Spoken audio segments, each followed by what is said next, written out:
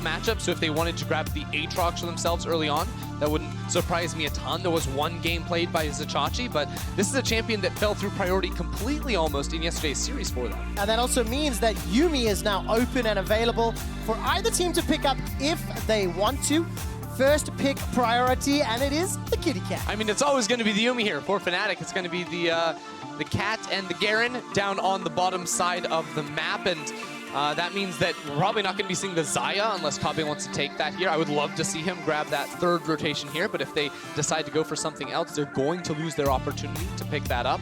Of course, you do want to have usually kill lanes around that Garen and that Yuumi. You can punish it early on in the laning phase, but I think Splyce as a team would maybe be a team that doesn't like to do that. It would go for more like mid-game fighting options into it instead. What would you like to see as a counter to it? Because obviously Splyce knew this was coming, right? By banning the Akali and not the Yuumi. So it's really difficult because I don't think we've actually seen a very reliable counter into it. I personally love the Poppy in the bottom lane as a support option because it absolutely just slams Yuumi. Every time she pops out, you instantly can jump on her and really punish her super easily. But of course, that is assuming that Splyce do want to go for that kill 2 versus 2. And if that is the case, then we would probably be seeing, oh, okay, we're seeing the kill 2v2. I like it. So what do you put in support with Vayne? I mean, I think Norskeren would love to have something like the Nautilus once more for him.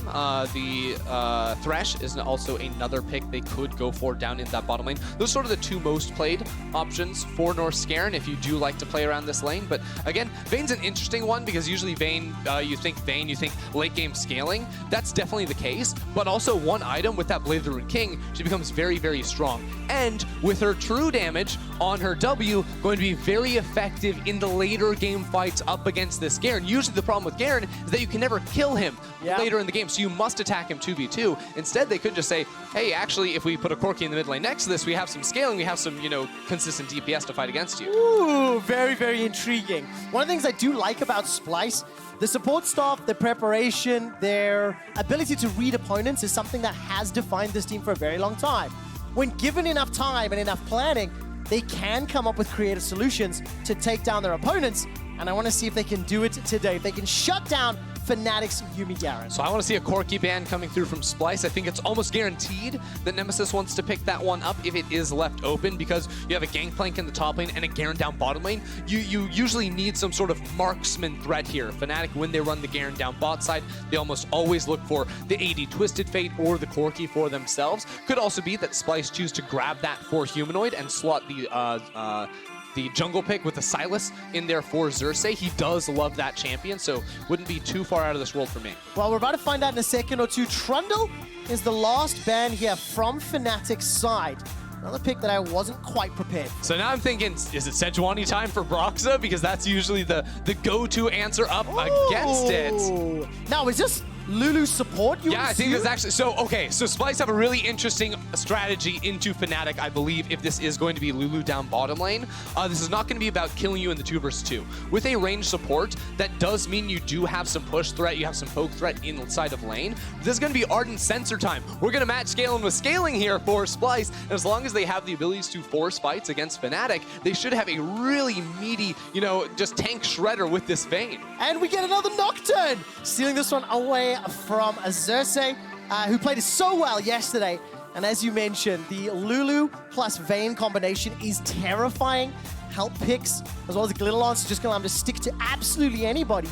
And now the response here from Nemesis, if he wants to pick up that AP threat, which is something you were talking about, is going to be the Cassiopeia locked into the mid lane. And I think he'll be pretty comfortable sort of if it's the Sylas or the Corki, which is what we were talking about earlier. Right, and when I was saying Corki for Nemesis in the mid lane, that was more like team composition goal defining here. Yes. For Fnatic, Cassiopeia can fill a very similar role, magic damage, consistent DPS with the Twin Fangs. Even though it's not necessarily an auto attack, it still definitely adds up over the course of the fight. And it's just going to be Throwback City here. We said we were going scaling for Splyce, we're going even harder. Oh man, this is going to be very, very interesting. And of course, the Emperor's Divide is going to be so valuable in getting rid of Garen in your face in the team fights. This is the first ever Lulu that we have seen on Norskeren in professional play. And now if we step back and look at the two team compositions, what are your expectations for the 5-man squads. Well, I feel like Fnatic really need to use this Nocturne to get the ball rolling, you know, around the level 6 mark for him. Early on, not a lot of options for them to go for. But when we consider late game team fights, it's so easy for Splyce to just push Fnatic away from them. Splyce have the range advantage. They have the displacements with the Azir as well as the Condemn from Vayne. It becomes very hard for Fnatic to team fight later on, even with the Cassiopeia. So I think mid game is where they must live. Oh, and of course, thinking about the Sylas ultimates to steal, you've got engage tools, you've got AoE slows and stuns, or roots rather, from the Yuumi. So there's a lot of options here for Xerxe to play with as well. And let's see how well Splyce can do in game 2. Now, to set some expectations, we were a little disappointed in Splyce in game 1. Fnatic played a little sloppy. They got caught out of position. It's very clear that they were not as focused as they were against G2, and yet they still dispatched Splyce in the mid to late game with what seemed like ease. Yeah, and that's been the conversation around Europe for so long now, that they feel like fans feel there is this gap between G2, Fnatic, and then the rest of the league. Today, for Splyce is about competing with Fnatic, putting their best foot forward, and making a case for themselves to be strong players in Worlds. And now we need to see how they bounce back.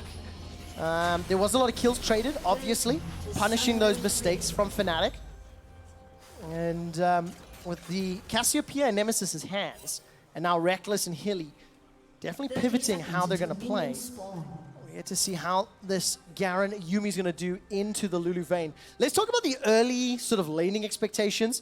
Obviously, Kobbe and Norskeren should have a comfortable-ish time harassing and poking them down during the early levels. Right, and you know, of course, that's going to come from having double range, but I like this even more because you have this range support. You can go for this Spell Thief's Edge. It's really easy to proc that when you're playing against a melee AD carry, or a melee bot laner in this case, which is going to be Rekkles, because literally every time he goes up to last hit, he's going to get hit by auto attacks, he's going to get slowed down, he's going to take a lot of damage, so it's going to make it a lot harder for Rekkles to actually farm in this lane. And usually Garens are pretty comfortable walking forward and taking those trades of HP for CS because of the passive. The Perseverance gives him a lot of HP regen in a lot of 2 versus 2s, but that's going to be much harder, I think, against a Vayne Lulu setup. I'm excited to see how this works out. Garen Yuumi has been something a Fnatic have played several times. It's kind of become like a flavor of European playoffs, so to speak. It's been very pivotal across the board. I mean, Rogue actually used it to defeat Splyce as well, if I recall correctly. So it's no wonder Splyce went back to the drawing board and went, right, how do we stop this? We know we're likely to face Fnatic at some stage in the regional qualifiers. And the answer that they put together is obviously this Vayne Lulu combination, the Prowling Projectile early. There's a little bit of trade. Kobbe and Norskeren playing a little defensively in the first wave. So one of the interesting questions when you play against a Yuumi in that bottom lane is, do you focus the bot laner or do you focus the Yuumi? Because Yuumi can always just go into your bot laner, and it doesn't matter how little HP she has. And that's why I was sort of looking at this Norskeren trading into the Yuumi at level 1, skilling up the E for that free damage. But one of the things you can do if you do poke down this Yuumi is you force her to either use her heals on herself, or you force her to just stay inside of her ally. And when she's inside of her ally, especially in these early levels, the Q cooldown is really, really long. That's giving around 13 seconds, so you want to be able to have those auto attacks to fight back in the 2v2. I remember when we first started casting Yuumi, we actually played a mini game of like rating players' abilities to hop in and out of their bot laner to trade and put damage down. And look at this, Kobbe and Norskeren shoving the wave in. Just a quick stat for you guys. Kobbe is undefeated on Vayne in his professional career, 7-0. Well, all great things have to come to an end, QuickShot. We will find out in the next little while. Broxah and Bwipo going to be double teaming Vizicsacsi now. Got a very big minion wave with that cannon as well. Going to get feared up. Bwipo will eat the oranges and step back. One more auto will do it, but Broxah just flashes out of range. And look at how many minions are going to be denied. That was a clean tower dive right there from Fnatic. Bwipo held on to the oranges for so long right there to eat an extra tower shot. And then Broxah, you notice he didn't actually redraw aggro. He waited until he was in auto attack range so he could then get that final kill on towards Chachi and flash away. Yeah, really nicely done. Death time is actually so incredibly low. Chachi was able to TP back and will pick up a fair amount of the experience from that wave. but he's still down 7 CS already. It's going to be tough for Xerxe up here, especially I think Gangplank early levels especially can be a very good matchup into that Aatrox. But also if you went back to level 1, it was just a really nice setup from Fnatic right here. We'll look at the replay first because it is Bwipo, who mentioned draws aggro off the start, just burns him with that passive, but then eats that extra tower shot. Then Broxah's like, wait, okay, auto attack, now I'm close enough to escape, and I can hop on out of here. But one thing I do want to remind you of is at level 1, Bwipo walked into the enemy jungle and put a ward on top of Xerxe's Krugs, which saw him go for the standard path where he went red buff into the Krugs down towards bot side, so Fnatic knew he wasn't going to be there. That is so much damage. Noxious Blast into Twin Fangs. And thank you so much for the summary of the early game warding. I absolutely was not looking at the minimap. You're very welcome. I was very excited about the 2v2 in the bot lane. And as it stands, Kobbe, 32 CS to the 12 of Rekkles, as sort of expected in this ranged duo.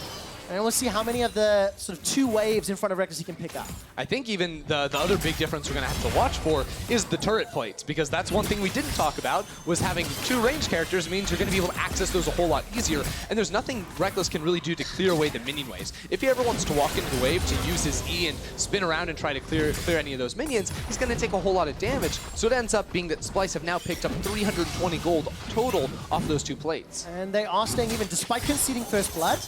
It is even as far as the gold is concerned. Humanoid, small CS advantage in the mid lane, and obviously Xerxe was the recipient of that first gank, so he is in fact behind Bwipo right now. This is already a decent enough start, and Kobbe's going to be the man that I'm going to be watching as the game plays out, and whether or not this Vayne will be pivotal in shutting down the Garen Yuumi combination. Definitely going to be the case as another trade goes down, but Norskeren pretty low on mana, shouldn't be able to do too much here, and I think Rekkles and crew realize that is mid lane. Yeah, Nemesis is in trouble, not level 6 yet. Here comes Broxah though. Duskbringer tags up Xerxe, and that was Humanoid with a very quick engage the moment he hit level 6. Yeah, really wanted to find that play. Unable to burn the flash off of Nemesis, but Nemesis will very likely, he's going to stick around in this lane, but he's not going to be too happy with it. Only has the refillable potion, so it's not going to be the corrupting and the biscuits on the other side to match. Ooh, Bwipo takes a turret shot and is trading with Xerxe. He is level 6 as well.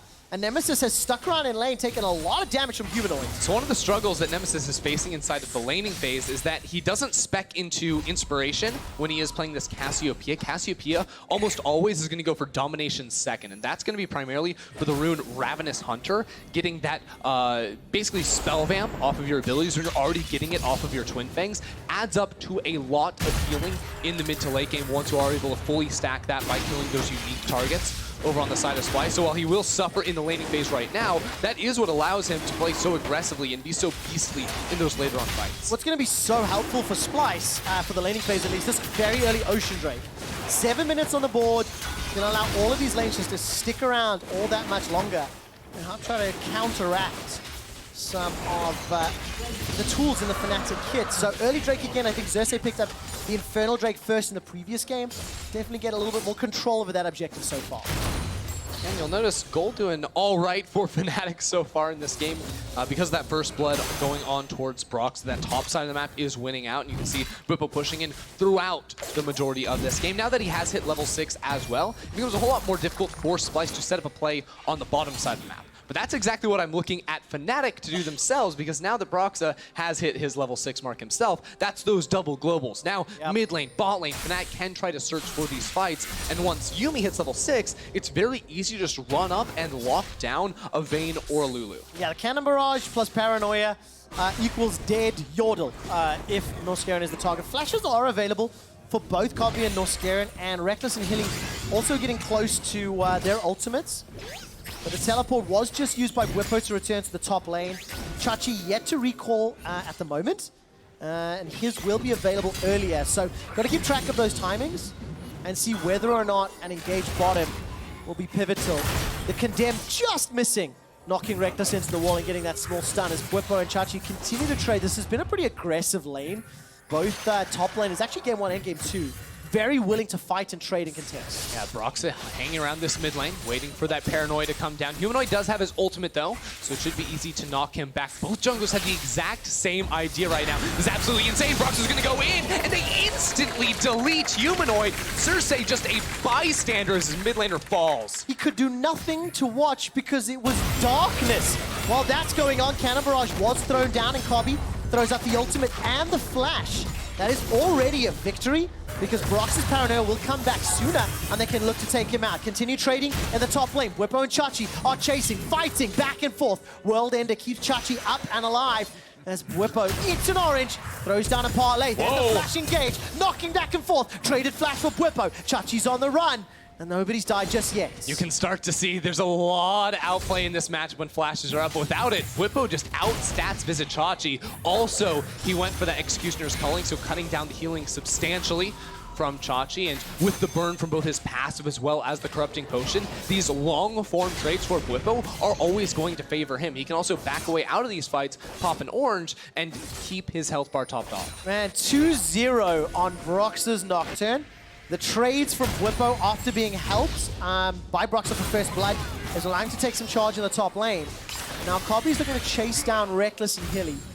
Gets the Silver Bolt proc, chunks him out a little, but that heal from the Yuumi as well as the passive from Garen will help out. Now here's the bait. Broxah's made his way up. Tag Chachi with the Dustbringer, flashes forward, barrels are thrown down, and with the fear, that's the hat-trick for Broxah. Broxah's just been the better jungler to this game, all over the map right now, not willing to slow down. Even without the ultimate, he's making that play, he's flashing forward aggressively, and now the Paranoia has returned, so once Nemesis, he has his ulti back up too, they can once again look for this play around the middle lane, and this time Xerxe better be, able to see Humanoid, otherwise it's just gonna be an instant kill once again. And I think this is what people were expecting from Fnatic versus Splyce in Game 1.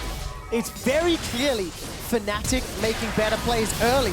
Flash Petrifying Gaze into the Paranoia. Now there is support from Xerxe, and that will be just enough to make Nemesis and Broxah back away, trading ultimate and flash in the mid lane. So now Splyce just gonna walk inside of Fnatic's jungle, steals the Paranoia, actually going forward. There is Xerxe, but can he find him over the wall? Oh, not just yet! The Emperor's Divide, not gonna get needed. Xerxe actually flashed over. Now here comes Nemesis. Miasma goes out. Humanoid sends the Sand Soldiers forward, and Xerxe will be able to dash to safety. Rekkles and Hylissang on the way right there, trying to punish, but Splyce, they go in right there. I loved seeing that snap call from Xerxe, not willing to get pushed around any longer right there and able to trade back. Exceptional barrel mechanics from Bwipo. Managed to get some additional damage onto Chachi. He's still 12 CS up, got 2 assists to his name and the Sheen. And Splyce, they were able to pick up a very good kill. It was Humanoid that secured the final hit. But it was all set from Xerxe, stealing that Paranoia away, diving onto Broxah, and then again diving into the base. But he made it work, and while that continues to play out, the bottom lane is just continuing to trade. Norskeren on his first ever Lulu having a little bit of fun. Basically just standing still while Hylissang is trying to bend the skill shot around and try to hit him. Oh man, that champion. But sometimes it is interesting seeing this bottom lane now that Rekkles and Hylissang have been able to stabilize for the most part. Was Xerxe coming towards the top lane. All right, no teleports on Fnatic, no Paranoia for Broxah. Bwipo's got the Cannon Barrage, and he's going to throw it down. Turns onto Chachi. Not going to be able to. Manages actually to trade it 1-for-1. I thought Chachi was going to stay alive, and eventually Xerxe trades it. Now all of a sudden, Broxah and Nemesis, do they want round 2? No Paranoia up, and Humanoid too healthy for that one. So Chachi 0-3-1. Aatrox not going so good. No, he's definitely struggling right there. The trade-off Splyce have made for their top laner and jungler both falling behind, actually, is that mid lane and bot lane doing quite well at the moment. But actually, bot lane gold has stabilized. Because Hylissang is getting so much money both from his own Spell Thieves as well as the Relic Shield from Rekkles, they've been able to make a lot of money themselves. They haven't actually lost any more turret plates ever since they went back to base, so it's just the 2 going over towards Splyce. And now, with Garen at level 8, he can walk up. He's tanky enough that no longer can Kobbe actually threaten him on this minion wave. He can instantly clear, and if Kobbe and Norskeren ever step too close, they're instantly going to find Yuumi with that lost chapter, locking them down, and they're going to be in some hurt. Yeah, definitely going to be very interesting to see the next few minutes. Kobbe's flash is just about available. A few seconds longer, and I actually feel like this Mountain Drake is probably a little more important for Fnatic than other team compositions, because taking towers with this comp is going to be very difficult. You have to have enemies of Splyce dead before you can step up, because they are so heavily outranged. I think it's also really important for Fnatic too to find it, to be able to threaten early Baron buffs, because we talked about some of the scaling options. While I don't think Fnatic get absolutely slaughtered in the late game, I do think it becomes much more difficult for them unless they're able to find multiple targets from Splyce split off. So being able to take control over the mid game by starting up that Baron and turning right around on towards Splyce is going to be very important. All right, Paranoia comes down. Remember that flash cooldown we talked about? It's just used again. Norskeren manages to escape for now, and Rekkles with the ultimate picks up a kill. Prowling projectile tags onto Norskeren. There's an ultimate stolen from Xerxe on Garen for now. Judgment is being thrown onto Xerxe. He's got 1,000 HP left. Bwipo stepping forward, not going to find the barrel this time round. And the TP was committed, while Humanoid takes a parlay to the face, and that Mountain Drake is the focus for now. Yeah, it's easy for Fnatic to turn towards that objective at the same time. While Chachi is trading turret shots on the top lane, Nemesis also free firing in the mids, going very well here for the side of Fnatic, and now they can continue to pressure around this bottom side of the map. There's only one cooldown that Fnatic really rely on to force fights against Kobbe and Norskeren, and that's going to be the Lost Chapter in the 2v2. Then you add on the Paranoia on top of that. Yeah. That's going to be kills every single time now that both flashes have gone down. Well, that's very, very good engage for Fnatic. They extend that gold lead once again to around 1,000. They got the first dragon. They lost, I think, 2 plates up top. Let's see just how many. But now Norskeren will find himself running into Bwipo. Blast Cone will buy some time, but Bwipo stuck around after the dragon. Fouling projectile misses its target, and one more auto should do it. Norskeren. There's nowhere to go. But the 6th kill of the game, the 2nd for Bwipo, and Fnatic are absolutely in control. All too common sight right there. Norskeren finding himself without any teammates nearby and getting punished for it. So Splyce decide, let's trade on the top side of the map. They feel like they need to put some pressure on the opposite side after losing Norskeren, so they teleport Kobbe on in. Humanoid also pushing in the mid lane. So I actually think this is quite a good trade for Splyce. Yes, they lose that bottom lane turret. That was already going to happen. And now with that mid lane down and the Herald, they can slot that straight up into the top lane and try to get some money over towards their carry. And I think they're going to need to find some ways to get Vizicsacsi more relevant in this game, because the Lulu Vayne seems to have done fairly well against Rekkles Hylissang on the Garen Yuumi. But Aatrox was so obliterated in the top lane. It's Rekkles and Hilly, they were considering a dive. Broxah's got Paranoia. He's instantly going to throw it down into Xerxe. This is turning into a pretty big skirmish. Teleport will come down from Vizicsacsi, and all of a sudden Nemesis is roaming up as well. It ends up fizzling into nothing. Yeah, so Splyce really wanted to force that fight because they know Bwipo has no TP after responding to come down bottom side himself. But Fnatic way too easily just back away off of that fight. So that means Bwipo gets to fully push that wave down towards that bottom side, deny some more minions away from the Splyce lineup, and get some shots down himself. This is, you know, a global ultimate traded for a teleport. That's a much lower cooldown burnt from Broxah. Yep, damage on that inner turret. It's still a 2,000 gold lead for Fnatic, and Broxah's not done yet. We'll move into this top push to clear out the ward. I want to see what Kobbe and Norskeren do, but the point I was trying to bring up was the focus in draft around sort of handling and controlling Garen and Yuumi seemed to be bot, but the playstyle decision-making from Fnatic have absolutely put Vizicsacsi behind. Look, no big items completed, and Bwipo's already sitting on that Trinity Force, and 2-1 and 2. He's in a very comfortable position going into the mid-game. Probably fancies himself a shot here.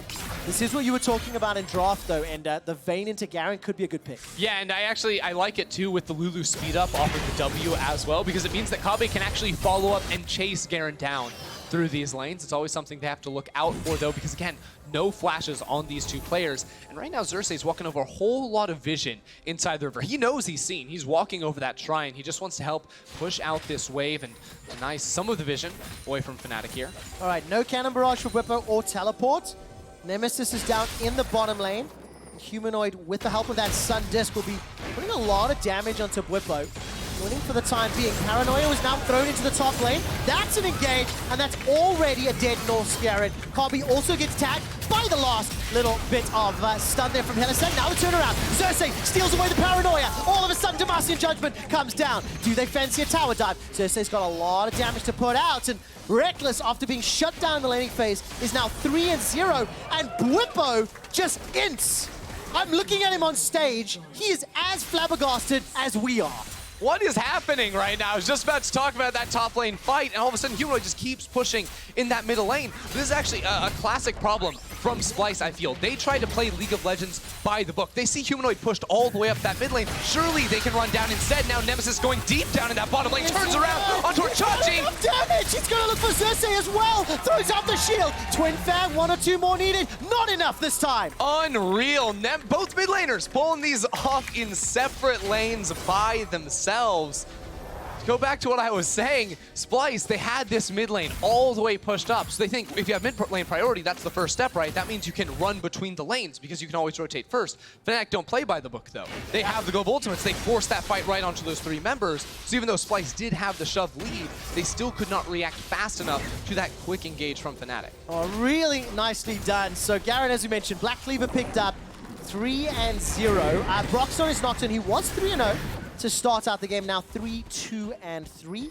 And Nemesis's Cassio is once again activated. It's already a threat, but I want to see how well Humanoid and Splyce can play out these next few minutes. They're only 2,000 gold down at 20, but it doesn't feel like that small. It feels like Fnatic are further ahead with their play and the decision-making in game. And I think it's going to continue to feel that way because whenever you have Garen and Yuumi on the same team, when they get ahead, they force you out of your jungle because they don't really rely on these big cooldowns, as you were saying. They can just run at you. They're so tanky. It's very hard to make a mistake with this duo, so they can very easily take control over the river. And on top of that, you have 2 support items. That means double the amount of typical wards. It's top lane. Yeah, that's going to be a dead Bwipo. He's going to get run down by Kobbe. Chachi's the one that picks up the kill. Now, trading a kill for the Mountain Drake and the second Mountain for Fnatic, I think they'll be happy with that. Yeah, so this is a play Bwipo knew was going to happen, right? This is very much, he's willing to trade, you know, a death for that objective on that bottom side of the map. And you look at what do Splyce get off of that play. They get some money off of Bwipo, sure, they can be happy with that, but they're not really going to get much more in terms of objectives. It looks like Chachi's going to push out that top lane, and then Fnatic have the option to try and send members over to defend. So we do have a couple of moments before the next potential skirmish here. One of the things I would like to just touch about, well, as I say that, Nemesis is looking to kill Humanoid. No flash for Nemesis. Support from Rekkles and Hilly as the Luden's Echo on the Prowling projectiles putting some damage down, but he's just not talking a little bit about, you know, this particular match and the changes to regional qualifier this year. Obviously, championship points are used to guarantee you make it to Worlds. And now, we get to see which team is in better form, is in better shape, and on the current meta, which is most likely what's going to be played at Worlds. Well, it's funny too, right? Because typically we consider, you know, most major regions, the 3rd seed they send to Worlds is usually better than the 2nd seed. You know, you remember like the 100 Thieves situation in the past, and a lot of these other situations. G2 last year. Right, exactly. So this is going to be the best team right now is going to be the 2nd seed. Fnatic, they want to say that and they want to start the Baron. Remember, double Mountain plus Cassio. By the time they get Vision, I think Baron is down. Already secured. Teleport from Humanoid thrown out as well, but it is too late. The amount of damage with double Mountain in the pit means Fnatic just melt that objective. So if you weren't sold when Bwipo, you know, killed himself in the top lane to secure that second Mountain Drake for his team, you should be now. Because this is exactly what we said Fnatic were looking for. A very early Mountain Drake to extend their lead before Splyce could get the levels and the items under the belt to just win out in teamfights. And this is what Fnatic are looking for to win the game, because it's difficult taking towers with such a short-range composition. When you have double Mountain, you have Baron Pound minions, when you can play multiple side lanes, like who's going to go toe-to-toe with Cassio, right? It's a difficult question to answer. And this is kind of what I think Fnatic fans were anticipating and expecting from the team coming into the series. It's the cleaner close, right? Of course, we know Fnatic games can sometimes get messy, but in game 1, there were just a ton of uncharacteristic mistakes. We've not really seen that in game number 2. Here is, when we talk about sieges, you always have to remember the Garen Yuumi poke, absolutely massive. All right, Cannon Barrage comes down there, and feels like Fnatic want to fight. They're looking for a way to start it. But the final chapter from Yuumi has been held on cooldown, and there was no paranoia. I just noticed that. It is available now, though. Can they turn it and use it for a fight? Don't think that's going to be the case here unless it is a collapse on that bottom side. Chachi is pushing up a little bit too far forward, I feel like. And because Rekkles is so tanky, you can actually walk into the jungle and zone Humanoid away from this mid lane tower. Fnatic really want to secure that mid lane tower, and if they can move multiple members down bottom lane, they should be able to pick it up. Fnatic are fishing. They are just looking for a target to hook and jump onto. And for the time being, Splyce are just on the edge of safety. Nobody gets engaged on, but it's a lot of damage. The jungle camps are not cleared down. Fnatic are still pushing forward. And the problem for Fnatic is the timings were just a little bit off right there, because ideally for Fnatic, what you want to do is you want to fully push that bottom wave and then move both Broxah and Bwipo over towards mid and threaten a potential dive with the numbers advantage. Xerxe. Well, Xerxe stole away the Petrifying Gaze earlier. Dashed forward, was unable to find himself the stun. And look at the minimap. Nemesis is up in the top lane. Xerxe is going to get locked down after reading the Kitty Cat's book.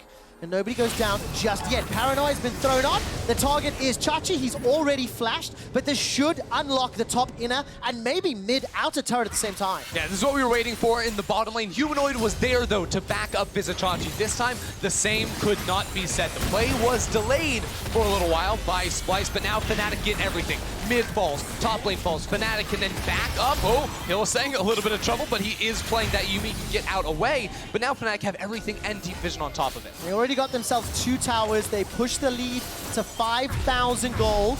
And with the empowered recalls, Fnatic can start backing away. They escape, and Broxah and Nemesis are left alone, but could get collapsed on. Not just yet. Does he get the 1v1?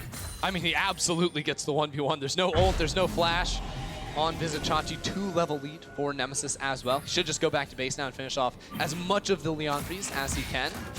Don't know how much he's sitting on. 2,300.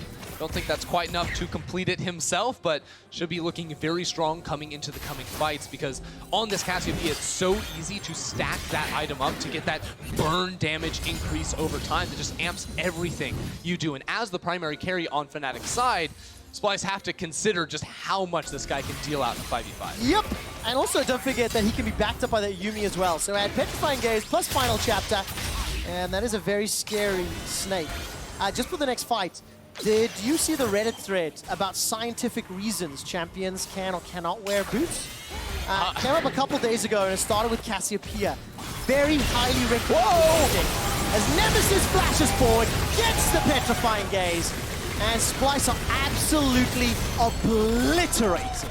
That's just a massacre in the mid lane. I guess they got Nemesis, guys, but that is not going to be enough. The Baron buff has run out for Fnatic. They can just charge down the mid lane for the inhib. Nemesis this year is probably the most impressive improvement that I've ever seen out of a player in a single year. Considering how he and Fnatic started to how he is currently playing. Nemesis is a guy that solo killed Caps last weekend, has developed and increased champion pool effectiveness with the squad, and is now a legitimate mid laner to be feared across the world. You absolutely must here. The rest of Fnatic, even with him falling down, charging and just blasting through the Splyce base. Let's play this one more time, because it is Nemesis who starts off the play. He sees those guys facing towards him. That's a double stun and one slow right there. It's the instant shutdown on towards Humanoid. And yes, Kobbe survives, but there's not a whole lot he can do. Blow for blow against Fnatic team, Vayne cannot hold up. 2 kills there quickly for Bwipo, as well as the Nemesis Petrifying Gaze. I mean, it's very, very good play. This is what you expect from a team that pushed G2 to 5 games, a team that is looking to pick up the 2nd seed, go straight into the group stage at Worlds. And it's just giving us a little bit of a taste of what we can anticipate from both Fnatic and Splyce. It definitely felt like Fnatic refocused coming out of that game 1. You know, we know that series against G2 had to have been incredibly taxing for this squad. I know they maybe took a couple days off coming back from Athens as well, and we're watching the regional qualifiers from home before showing up on the day. So game 1 was just shaking all the rust out. Now game 2 seems much more methodical from this Fnatic side. And of course for Splyce, what do? How do they keep their hopes alive? This game does not feel particularly winnable right now. But there is a Baron being set up, and Splyce are TPing in. Yeah, it starts with stopping this Baron right here. Humanoid is huge right now. Level 17 on the pick, enough to force Fnatic off of this Baron. But mid lane, there's super minions running down that lane. There's 2 teleports on the side of Fnatic. 3 if you count Yuumi. They're just going to go for the end. Yeah, they're going to look for the finish. Teleport is going forward. Remember, double Mountain Drake is going to be so powerful. Paranoia is buying some time. There was a recall as Kobbe's looking to stop it down. All of a sudden, Humanoid is out. Xerxe is in the pit, and Xerxe is down. Baron is secured by the cat of Hylissang. Nemesis will go golden for now. Needs a little bit more poison. Kobbe's taken out. Nemesis stays alive, but finally shut down by Vizicsacsi. Rekkles is spinning to win, and Hylissang is on the Nexus. Yuumi jumps inside of Rekkles. Judgment is being thrown as well as Demacian Justice. Vizicsacsi 3-5-1. This Aatrox was simply not enough. The rest of Fnatic rock up, and they will take the series 2-0 for now, and are one win away from guaranteeing the group stage. A much stronger look coming through from Fnatic in game number 2, and they end it with a little bit of style right there. They put Splyce in a lose-lose situation. Fight us at Baron, you're gonna lose your base. Go back to the base, you lose the Baron, and surely the game. These are the decisions that we expect out of a Worlds caliber team, and that's just what we got, QuickShot. It is very, very early to say what I'm about to say, but the player of the game, player of the series nomination should be Nemesis, Nemesis, and Nemesis. He is playing fantastically. But I do have to give a lot of credit to the rest of the team as well. They shook off the game 1 mistakes. Despite Rekkles and Hilly being really bullied and beaten up early, they did not concede enough to make that Vayne a threat to be worried about. And at the same time, while that bottom lane was neutralizing as best as they could, top lane absolutely smashed. Broxah's early game performance on this Nocturne was absolutely fantastic after finding the tower dive in the top lane, the kill in the mid lane, returning back top lane, and that perfect execution on the tower dive. Yep. It was just really beautiful to see from them. It really, really was. And you know, we do talk a lot about the drain on Fnatic after going to Athens, after forcing G2 to a second game 5. But also put yourself in Splyce's shoes. They have played 3 best-of-5s across 3 days against 3 distinctly different teams. And the expectation was that Fnatic were one step too far. And I think we are seeing that so far this series. They're not done and dusted yet if they can find some recipe in game 3 to extend the series.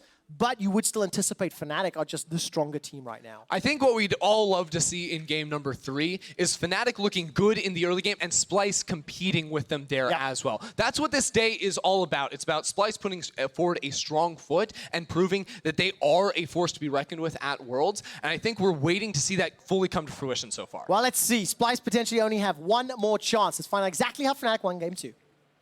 Well, they picked Garen and Yuumi, and that's it. Let's take a break. No, just kidding, of course. But the Garen and Yuumi we saw it at the end was pretty powerful. And when we look at picks and bans, Mickey, what do you think about the Vayne Lulu answer, possibly, to Garen and Yuumi? I mean, I think Vayne is a good answer to Garen Yuumi. It's just that Fnatic has probably played against Vayne before in scrims, so they have a good way to punish it with Nocturne Cassio. I think they're both pretty good against Vayne. So, for example, Yuumi, Nocturne, just both press R when Nocturne goes on Vayne, and the Vayne is like, it's really hard to outplay it. And yeah, I think also Splyce could have just picked GP instead of Aatrox. Not the biggest fan of Vizicacsi's Aatrox, but his GP is pretty good, so they should probably go for that.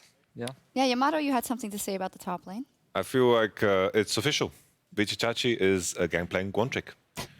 Honestly, he looks like a complete different person because with the way Splyce played, they leave him on an island, and Gangplank is a pirate, likes to visit islands, I think, in some fairy tale, and the Gangplank ult, he can pressure the map, but this time around he's on the Aatrox, and on that island he doesn't have a good time because he didn't bring sunscreen or something.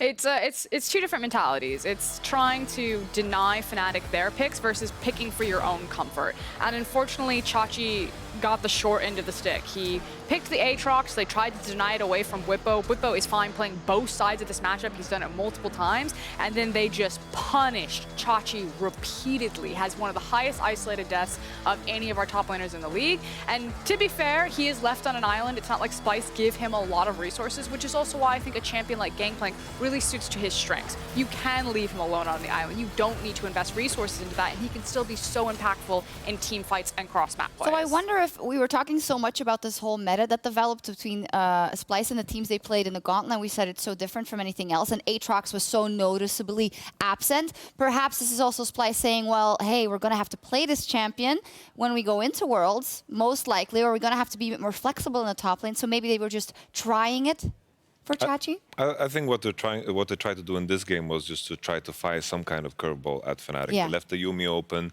They could have also just banned it, given up an Aatrox first pick, could have taken the Gangplank side. I think they're just trying to figure out ways to confuse Fnatic. But I think with that being said, it's very clear. I think Splyce also know that they are mismatched in this particular matchup. So I think it's it's a way to try to make things a bit more messy. It is. Mickey, do you have any advice for Splyce? Because they're, of course, 0-2 down now. What else could they try? I mean, I think they should probably try to get Vizicsacsi and GP.